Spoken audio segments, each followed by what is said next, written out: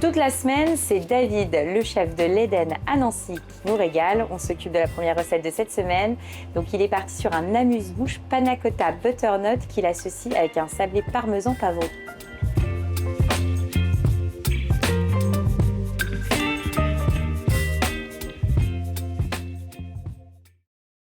Donc là, David, tu coupes le butternut. C'est ça. Hein, et c'est ce qui va finalement nous servir de base pour notre panna cotta. C'est bien ça. Ok. Ça, Donc on fait quoi ensuite? On va le mettre dans l'eau? Dans l'eau bouillante. Donc eau bouillante salée. Eau bouillante salée. Et on va met cuire notre ça butternut. pendant Pendant combien de temps? 6 minutes D'accord. à peu près. Pendant ce temps, qu'est-ce qu'on fait? Alors, pendant ce temps, on va faire des sablés parmesan. Ouais, ça marche. Donc dans ta pâte, t'as quoi, David? Alors, on a de la farine, du parmesan, du beurre, D'accord. un peu de levure chimique, Oui. pavot, piment d'Espelette et sel. D'accord. Oui, l'idée, c'est quand même de la mettre au frais pour que le beurre puisse figer, quoi. Oui. Voilà. Et donc après, Donc, on va couper. tu les coupes avec ton On va faire emporte-pièce. 3 ou 4. On met nos petits sablés sur la plaque et on va les enfourner. Les enfourner 12 minutes à 160 degrés. D'accord. Voilà. Super. Voilà. On va faire revenir les échalotes avec un peu d'huile d'olive. D'accord. C'est la base de quoi? De la panna cotta, c'est ça? C'est ça. Ok. Donc tu fais revenir tes petites échalotes. Voilà, on va attendre que ça devienne un peu transparent.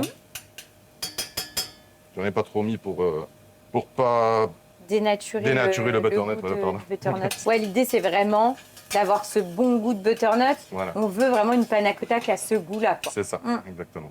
Alors, on va rajouter le butternut. Oui. Donc c'est là que tu assaisonnes. Donc sel, poivre. Et pour la couleur, je vais mettre un peu de curcuma. Ok. Ah, ça va permettre de booster un petit peu le côté orangé, quoi. Orangé, ouais. Donc une petite touche de vin blanc. Pas beaucoup. 60 g de crème Donc on rajoute de la crème. et 60 g de bouillon. Donc 60 g de bouillon de légumes, c'est ça? C'est un bouillon de légumes, oui, c'est Ok. ça. Voilà. Et voilà. Ah, c'est bon, ça a bouillir. On va mixer D'accord. dans un Donc petit toi, récipient. voilà, tu le mets dans un petit contenant à bord haut parce que j'imagine il est à côté, tu vas utiliser le mixeur plongeant. Après, on peut le faire dans un blender. Enfin Oui. voilà, l'idée c'est d'avoir quelque chose de lisse, quoi. C'est ça. Donc là, tu mixes le tout. Donc tu veux vraiment Cette couleur un peu orangée. Ouais. Et Tu veux qu'il n'y ait plus rien du tout, hein. voilà. Et à quel moment tu vas mettre ta gélatine? Alors c'est Ton maintenant. agar-agar. Alors c'est du agar-agar, donc on va reprendre une casserole. Oui. On va reprendre le liquide D'accord. Tu le et mets. on va le reporter à ébullition Oui. pour activer l'agar-agar. D'accord. Alors là, on a 1 gramme d'agar-agar. Oui.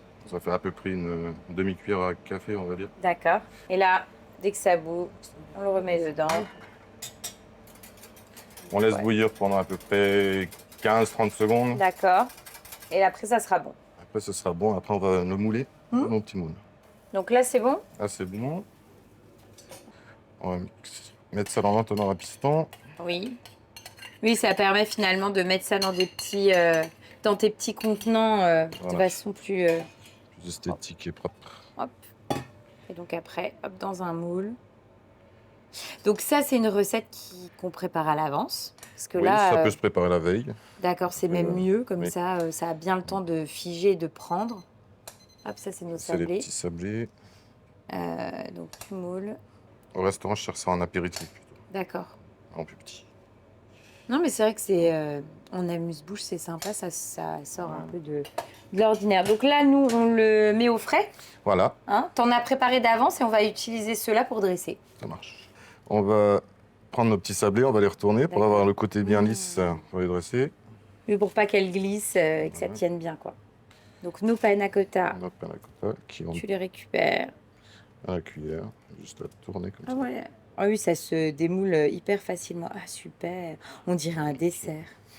On dirait une tarte au citron. C'est très joli. Ah, franchement, c'est beau.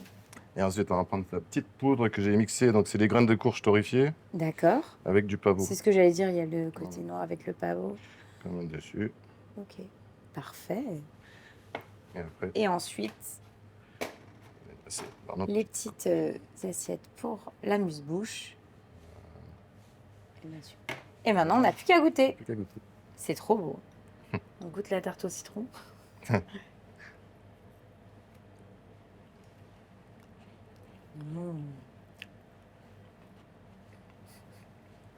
C'est top parce que. Alors, c'est pas que j'appréhendais, mais je me demandais, au niveau du goût, c'est vrai que la courge, on a habituellement. On le mange chaud. Mhm. Donc, je me demandais ce que ça allait rendre et donner. Et franchement, c'est très, très bon. Et puis, tu as le côté parmesan qui est là pour apporter vraiment la gourmandise. C'est vraiment très, très bon. Et c'est De simple. texture. Comme ça, on se dit, ouais, ça a l'air compliqué, le dos. Et en fait, il faut juste avoir le bon moule. Mais tout le reste, c'est hyper accessible et facile, quoi. C'est ça. Donc, je valide cette première recette, c'est top. On fait quoi ensuite, David? Alors ensuite, on va faire un tartare de dorade, un peu original avec des algues, du kiwi et du gomasio. Donc là, David, tu retires la peau de la dorade C'est ça. pour pouvoir ensuite faire le tartare. Donc là, tu es parti sur de la dorade. Est-ce que tu as un autre poisson à me conseiller pour cette recette-là, si je trouve pas de dorade? Le saumon pourrait marcher. Ok, Sinon, n'importe quel poisson blanc. Hein. d'accord. Ah, le principe d'un tartare, c'est quand même de... Tu me conseilles de le faire minute. C'est mieux. Oui. Pour vraiment avoir ce bon goût de fraîcheur, c'est quand C'est même ça. mieux. Par contre, là, j'ai congelé les filets de dorade. Ok. Justement, quand on mange du poisson cru, il vaut mieux les congeler avant. Oui, tu les récupères chez le poissonnier, tu Oui. les congèles. Et puis après- le jour J, la veille pour le lendemain, tu le décongèles C'est et ça. après tu travailles ton... C'est ça. Le tartare, t'en fais comme ça de poisson toute l'année? Enfin, tu peux en faire toute l'année? Oui, on peut en faire toute l'année. C'est plus un plat d'été. Oui, c'est ce que j'allais dire. On est plutôt sur quelque chose qui appelle à la fraîcheur. Mais bon, après, entre deux recettes un petit peu plus costauds en hiver, c'est pas mal, tu vois, ça Ouais. fait un petit trou normand. Donc, Ça. hop, tu mets dans un cul de poule. Et après- Ensuite, Ensuite, on va couper le kiwi. oui. Donc, quoi, même principe, en petite brunoise. Alors, Puis j'imagine que bon, là, on travaille le kiwi. On peut mettre. Qu'est-ce qu'on peut mettre d'ailleurs à la place si, la mangue, à mon avis, Oui. ça peut bien marcher. Mhm. Pomme aussi. D'accord. J'ai déjà aussi fait avec de la fraise. Ah, C'est autre chose. On va mettre à peu près, à mon avis, une cuillère à soupe par personne. À ensuite. peu près ça par personne. D'accord. Après, Ça, c'est bon. Ensuite. on va venir prendre le zeste du citron vert. Oui. Donc, hop. Donc, tu vas zester ton citron vert. Je trouve que c'est toute la complexité d'un tartare de poisson, surtout un poisson blanc, Mhm. qui en termes de goût, tu vois, est relativement neutre finalement. Oui. L'idée, c'est de le sublimer, voilà, d'apporter vraiment du goût, mais il faut pas que ça l'emporte de trop, quoi. Ensuite, on va mettre le jus Oui. du citron vert.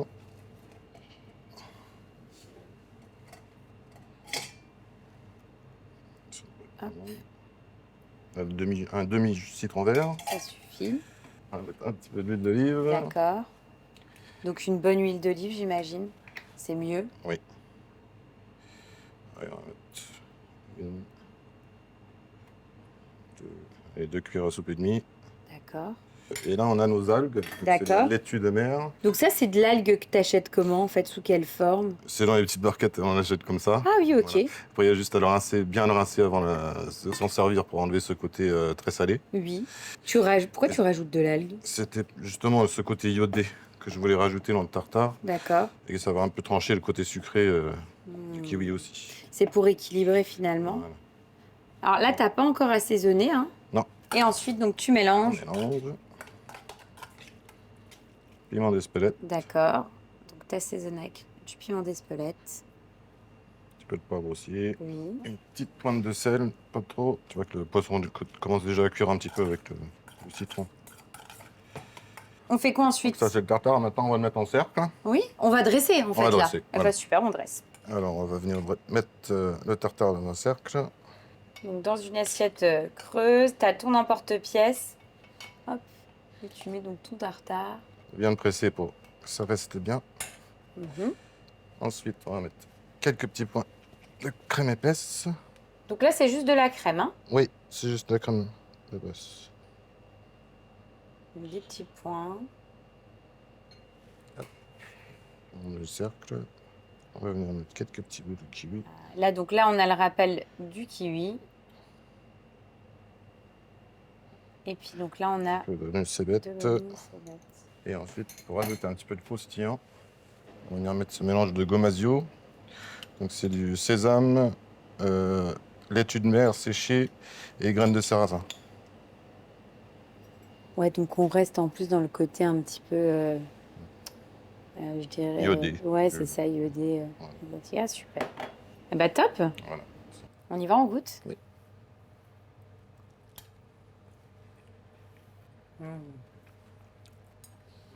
C'est top parce que, alors bon, moi je suis une grande fan de tartare de poisson, donc on va dire que je suis déjà conquise à 90%. Et ce que j'aime vraiment bien, c'est effectivement l'équilibre, comme tu le disais, entre le kiwi et le côté iodé de l'algue. Et le fait d'avoir ajouté le petit gomasio. sésame, etc. au-dessus, le gamasio, en fait, ça apporte vraiment de la mâche. Et ça, j'aime bien. Parce que souvent, dans les tartares, ben, parfois, ça manque. Et le fait d'avoir voilà, le petit croustillant, il y a le côté encore plus, je dirais, gourmand qui s'invite. Et pour le coup, qui est quand même cohérent avec le côté iodé, quoi. Donc, non, non, c'est top, c'est frais, c'est bon. C'est efficace, donc rien à dire, c'est bien. C'est bien. Merci C'est bien. beaucoup. Non, c'est top, David. On fait quoi ensuite? Après, on va faire un risotto de fregola sarda avec une poêlée de Saint-Jacques, des butternuts et des champignons. Alors, on va faire revenir l'oignon avec de l'huile d'olive. D'accord. Donc ça, c'est... On va démarrer notre Il faut être risotto, hein, généreux. David? Oui. Donc là, tu as oignon et ail. Oui. Que tu mets. Hop.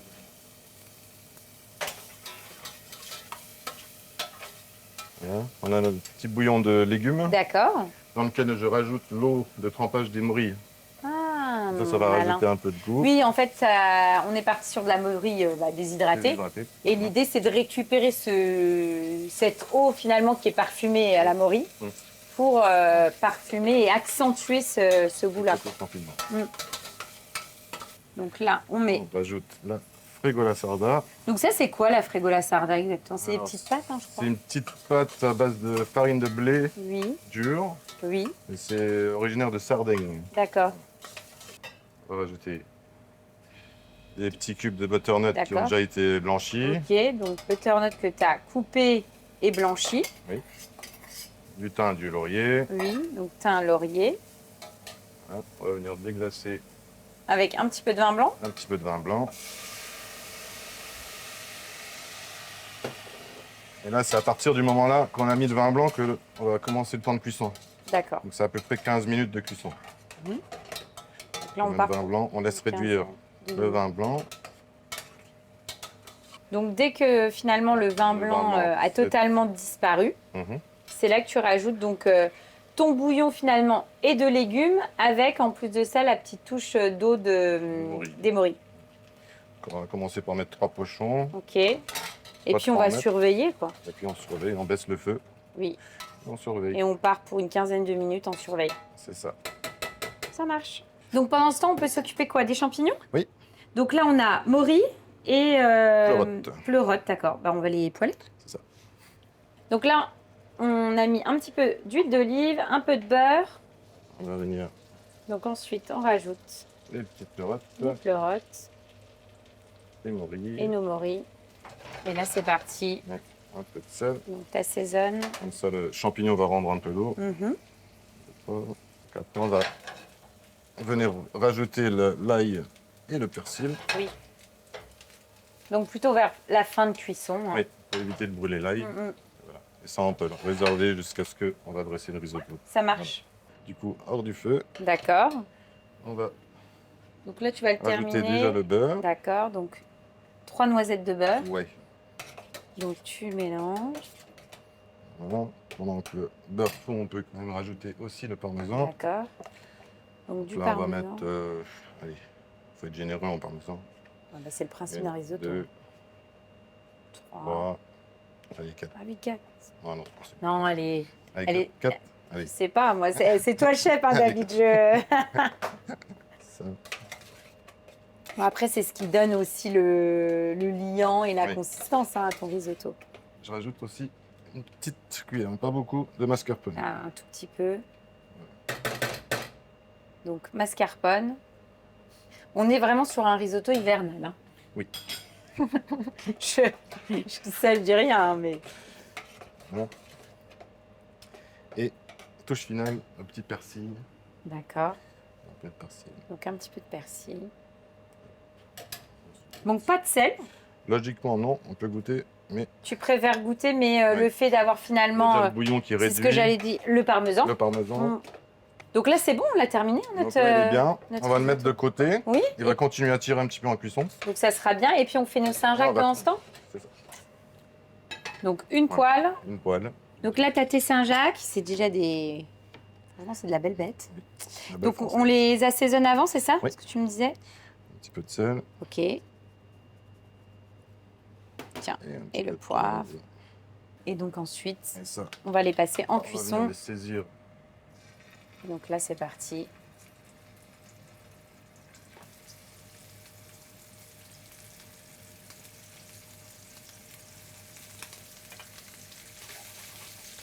Donc là, de toute façon, la cuisson, hein, on va bien saisir de chaque côté. Tu vas rajouter du beurre et après, stop. Il faut vraiment C'est ça. bien que ça Ça soit reste nacré, hein, nacré à cœur. Ça, c'est capital pour une Saint-Jacques. Ah, magnifique.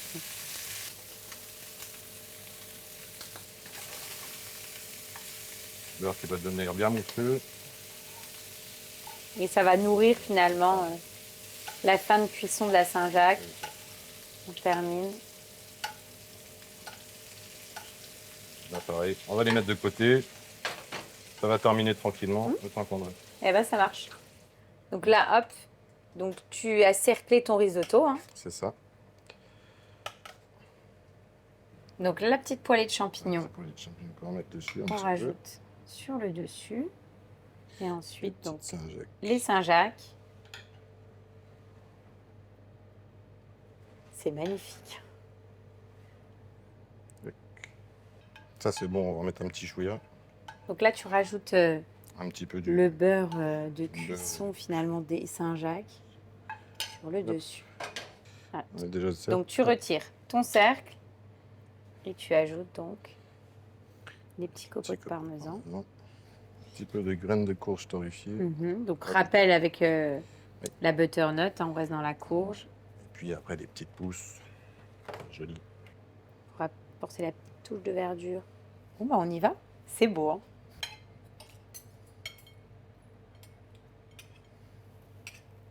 C'est divin. Franchement, c'est excellent. Ton risotto, là, il est vraiment divin. Et puis, bah, on est vraiment dans la gourmandise pure et dure. Hein. Enfin, franchement, moi, j'adore les Saint-Jacques. Avec l'association avec les petits champignons et les morilles, c'est excellent. Enfin, voilà, ça, c'est le genre de recette. Moi, je peux en manger tous les jours. Non, c'est top. Bravo, David. Merci. On fait quoi ensuite? Ensuite, on va faire un filet mignon de cerf, figues rôties et arabica. Donc là, c'est le filet de cerf. Hein. C'est On ça. va Un beau travailler. filet que j'ai nettoyé. D'accord, donc tu l'as Regarde. paré. Voilà. Donc ça, c'est fait. On fait quoi? On le réserve? Ou Alors, on va- continue de le travailler tout de suite. Passer un rub dessus, donc une marinade sèche. Il y a quoi dedans? Alors, il y a un mélange de café, Oui, poudre d'ail, d'accord. paprika, Ok, poudre d'oignon et cassonade, poivre et fleur de sel. d'accord. Beaucoup de choses. Et donc va ça se permettre- trouve facilement... Ça, je l'ai fait moi-même. hein. Ah, tu l'as fait toi-même. Oui. D'accord. Et ça, c'est d'origine... Je crois que c'est plus aux États-Unis Ah, pour les d'accord. barbecues. Ah oui, c'est ce que j'allais dire. En fait, effectivement, j'ai déjà vu ça sur des viandes, des choses comme ça, quoi. Ça va permettre en fait à la cuisson de former une petite croûte autour. Mmh. Et comme ça, il y aura ce côté croustillant. Et ça va D'accord. aussi donner du goût à la viande. C'est ce que j'allais dire. En gros, ça la parfume. Et en même temps, ça apporte de la texture et ça. côté croustillant, quoi. Voilà. Donc ça, c'est bon, on va le laisser de côté. Et on va s'occuper de quoi ensuite? Ensuite, on va faire les figues rôties et la mousseline de panais. Ok. Donc là, on prépare les figues. Tu les as simplement, David, coupées en 4. Enfin, même C'est pas ça. coupées. Mais pas jusqu'au bout. hein. Ouais, c'est ça. Donc un peu de fleur de sel. Un peu d'huile d'olive. Ok. Un petit peu d'huile d'olive pour les nourrir. Piment d'Espelette et Ah oui. poivre, et après on les encoupe. D'accord. Voilà. Donc là, on part pour combien de temps? 8 à 10 minutes à 180 degrés. Ça marche. Ça, c'est parti. Donc ça, c'est du pané que tu as cuit au bouillon de salé, hein, c'est tout. Donc là, on va mixer le pané Mhm. que tu as égoutté. J'ai chauffé un petit peu la crème et du beurre. D'accord. Donc crème et beurre, On mixe. on mixe. Et l'idée, c'est d'avoir quelque chose de le plus lisse possible.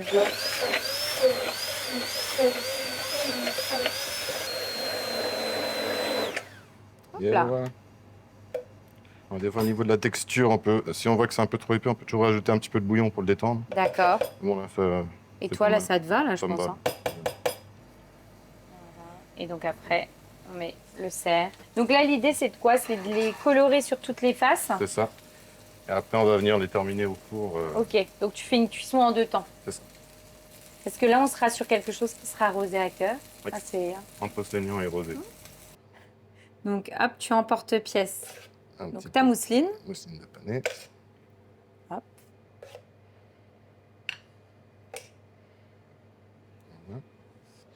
On va mouliner et puis on va tourner légèrement. Waouh. On va venir poser notre viande. Ensuite, donc tu viens mettre ton filet de cerf, qui a une très belle couleur en plus. Donc la figue rôtie. Récupérer un peu du jus de cuisson. Autant le récupérer. Hein. Les petites chips de pané. Oui. Donc pour juste apporter couper du- finement, ouais. passer à la friteuse. Mhm. On va reprendre un petit peu du rub. Juste Ah, pour, tu en rajoutes un juste tout en petit rajouter un petit peu dessus. Mhm. Donc ça, petite pointe de fleur de sel pour relever quand Un même. petit peu de fleur de sel pour assaisonner. Le petit jus. Il est bien. Et ton jus, qui a une belle couleur. Et donc que tu vas mettre directement. Petite pioche pour la verdure. Et là, on a un petit gel figue et café. D'accord, ok. Et voilà, Eh ben super, on va goûter. On y va, on goûte. on est bien. Allez, c'est parti.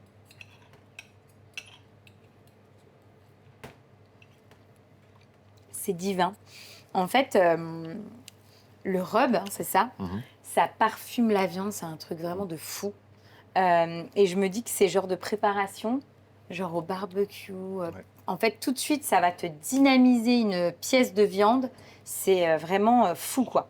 Et puis c'est vrai que on a beau dire n'importe quoi, mais avec du cerf comme ça, en plus la cuisson est parfaite. Je trouve que le mariage et la petite touche un peu café figue, ça marche super bien. Et c'est adouci par le pané en fait. Le tout est adouci par le pané. Donc non, c'est très équilibré comme recette et ça manque pas de goût, c'est top. Franchement, bravo. Merci beaucoup. On va terminer par un dessert. On fait quoi, Oui, David? alors on va faire une poire caramélisée au sirop d'érable avec un streusel noix de pécan Ok. et une mousse dulce. Donc là, on fait fondre notre dulce au bain-marie. Il n'y a pas besoin qu'il soit complètement fondu. D'accord. parce que Ça, c'est chaud. Ça va terminer. Et donc là, tu mets, c'est quoi, crème et beurre? Crème et beurre. Ok. On va se mettre là. Et donc tu verses. Un petit peu déjà. D'accord. Tu mélanges le tout. Et donc ça, c'est ta préparation pour Pour faire la mousse mousse. en siphon. D'accord. Ouais, donc mousse en siphon, l'idée, c'est d'avoir quelque chose de très léger, Oui. très aérien. Donc, une fois que ça commence à être élastique comme ça, Mhm. on peut remettre La fin, la fin. donc crème et beurre. Crème beurre. Et on va rajouter un jaune d'œuf Oui, et mettre ça en siphon. d'accord. Donc on passe là, Oui. à la limite. Hop. Tu veux que je le mette, tu me dis. Oui. Là, Oui, vas-y. hop là, un jaune d'œuf. Et ensuite, on va le mettre, donc, comme tu m'as dit, en siphon. Et on va le mettre au frais. C'est ça. On va gazer avec une capsule, Ok. pas deux. Ça, on va passer. Puis tu le passes quand même. Hein. terriblement. Quand on utilise un siphon, c'est vrai que c'est mieux.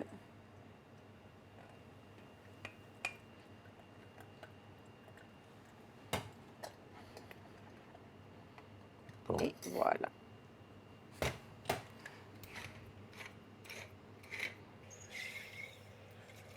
On secoue bien. Et la ensuite, mer refroidir. on le réserve au frais. Voilà. Donc là, on va réaliser notre pâte à Streusel. streusel. Donc, c'est un mélange de farine, Oui. sucre. Ça va ressembler à quoi en fait? Une pâte à. Ça ressemble un peu à une crumble. pâte à crumble. Ah d'accord. Bon, bah, on Mais la aurait pu dire crumble. Oui, mais la différence entre le crumble et le streusel, c'est que le streusel a de la poudre d'amande ou D'accord. de fruits secs. Ah, et toi, tu mets de la poudre d'amande, non? Non, je vais mettre Ah, de la ça. noix de pécan. Ah. Voilà. Ça, on va déjà c'est mixer les origines un peu canadienne, c'est ça. américaine, nord-américaine. qui ressortent. Parce que du coup, toi, t'es né Au Canada. Au Canada. À Montréal. Donc c'est pour ça le sirop d'érable et puis C'est ça. noix de pécan. Hein, c'est ça, c'est la Madeleine de Proust de David. Donc là, tu mélanges. On va mixer. Une fois qu'on arrive à une texture un peu sableuse, Ok. on va C'est là que rajouter tu rajoutes tes noix de pécan. pécan que tu avais déjà grossièrement hachées.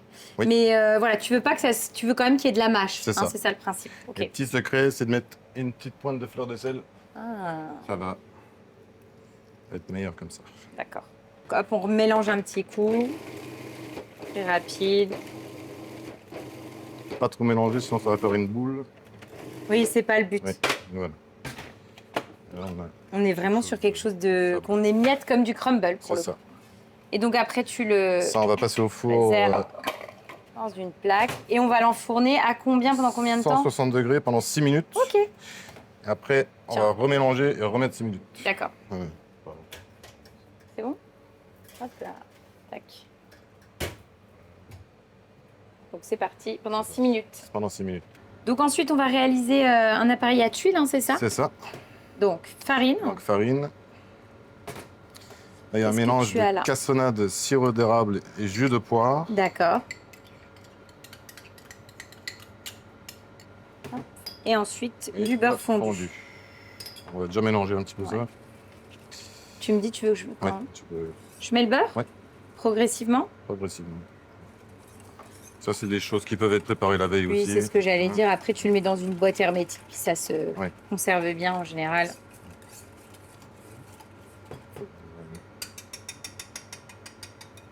Super. Donc là, c'est bon? Et ça, on va les plaquer. Oui. On en met un petit Ah. peu. Donc tu mets. C'est quand même mieux de le laisser refroidir, non? On va faire ça. Ok.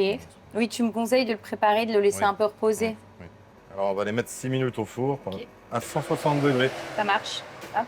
Ça, c'est parti. C'est parti. On s'occupe des poires? Donc là, on a fait fondre du beurre. Oui.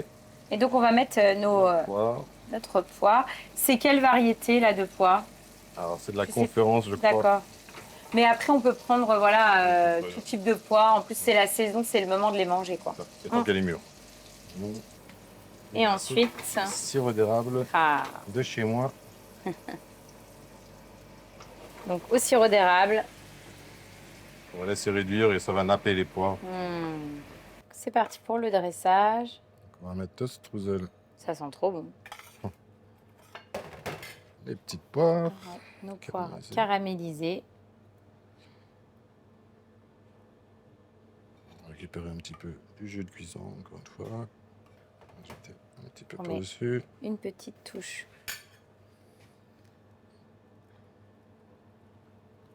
Et donc là, notre crème. Non, comment t'avais appelé ça? Notre mousse Douce. Dolce. Waouh. Et la petite tuile. On met un peu de volume. Écoute, ça a l'air pas mal du tout. Bon, on y va, hein? Ouais. Ça a l'air trop bon. On prend un peu de tout, quoi.